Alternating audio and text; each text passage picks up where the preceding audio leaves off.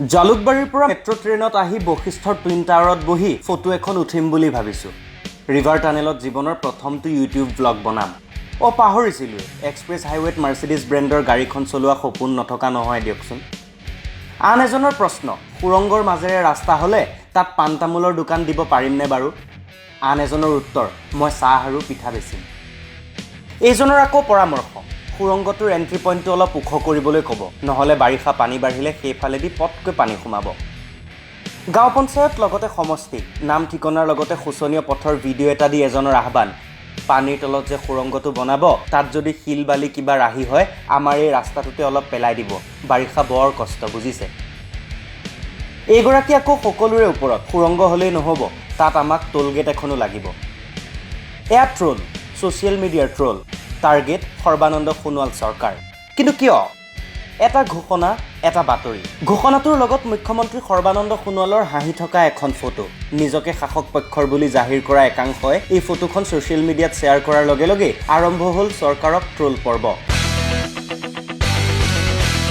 ফটোখনৰ কেপশ্যন, কথাৰে নহয় বন্ধু, কামেৰে যাৰ পৰিচয়।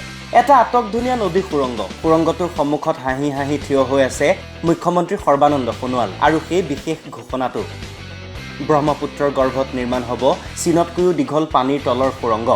কেন্দ্ৰ চৰকাৰে অসমৰ গহপুৰ NH 52ৰ পৰা নুমলীগড়ৰ NH 37 সংযোগ কৰিবলৈ ব্ৰহ্মপুত্ৰৰ তলেৰে 4 লেনযুক্ত সুৰংগ নিৰ্মাণৰ সিদ্ধান্তত মঞ্জুৰি দিছে। কেন্দ্ৰীয় চৰকাৰৰ এই ঘোষণাটোক ঢাক ঢোল বজাই প্ৰচাৰ কৰিছে চৰকাৰৰ অনুগামীসকলে।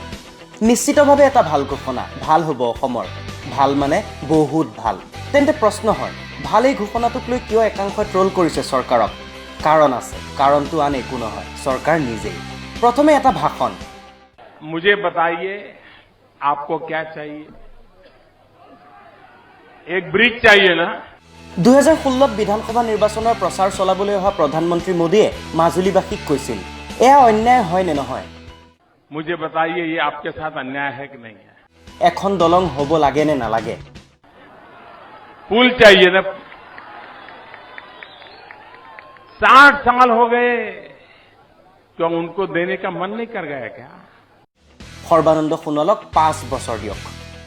भाई सर्बानंद को एक मौका दीजिए। কি কৰিব সৰ্বানন্দই? কি হ'ব অসমৰ? मैं आपको विश्वास दिलाता हूं, एक बार आसाम के लोग भाजपा की सरकार चुन करके देखें, 60 साल में जो नहीं हुआ वो मैं आपको 5 साल में करके दिखाऊंगा। ৰাইজে দিলে 5 বছৰ শেষ হওঁ পিছে মাজুলীৰ দলংখন।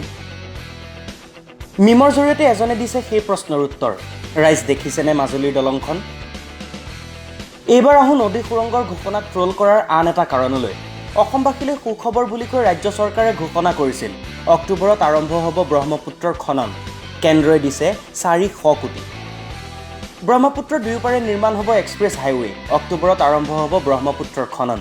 এয়া আছিল 3 বছৰৰ আগৰ ঘোষণা। খান্দিলেনে ব্ৰহ্মপুত্ৰ? হ'লনে এক্সপ্ৰেছ হাইৱে?